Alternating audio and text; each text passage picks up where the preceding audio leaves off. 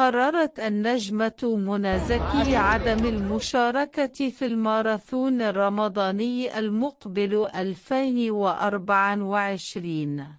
على أن تأخذ قسطا من الراحة بعد نجاح مسلسلها تحت الوصاية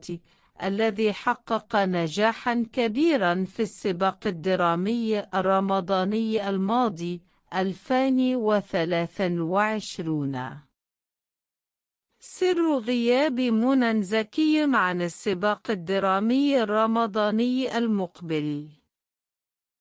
وأكدت منى في تصريحات صحفية لها من قبل أنها دائما تتأنى في اختياراتها وليس شرطا أساسيا وجودها بشكل سنوي في الدراما الرمضانية، كما أنها تفضل دائما أن تهدأ وتأخذ كل الوقت فيما يعرض عليها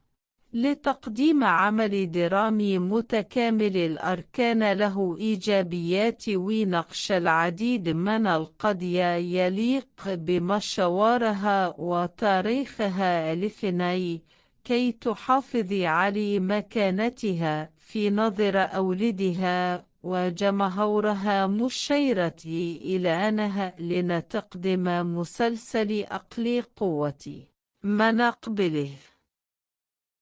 منى زكي تجهز لأعمال سينمائية جديدة وفي سياق متصل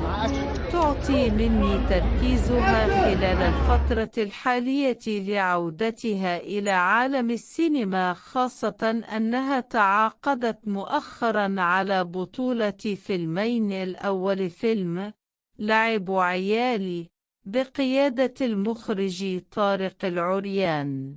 والذي يسجل عودتها للوقوف أمام النجم كريم عبد العزيز بعد 14 عاما منذ آخر أفلامه معا ولاد العم الذي تم إنتاجه عام 2019 حقق نجاحا كبيرا، وهو من إخراج شريف عرفة. أما العمل الثاني هو فيلم لسه حتت الذي يجمعها بزوجها النجم أحمد حلمي، والفيلم من تأليف شريف نجيب وإخراج أحمد علاء،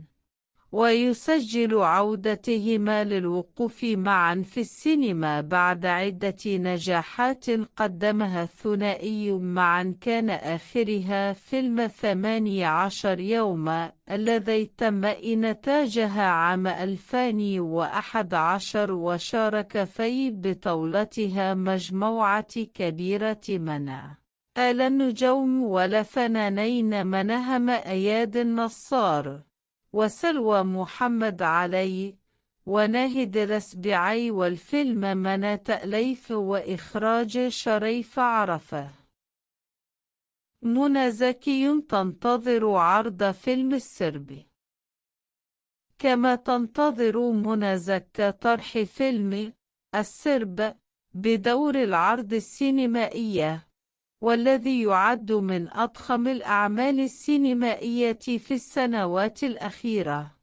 ويشارك في بطولته نخبة كبيرة من النجوم والفنانين، منهم أحمد السقا، نيلي كريم، شريف منير، محمود عبد المغن، دياب، وعدد كبير من ضيوف الشرف منهما كريم فهمي، آسر ياسين، وأحمد حاتم وآخرون، من تأليف عمرو عبد الحليم وإخراج أحمد نادر جلال.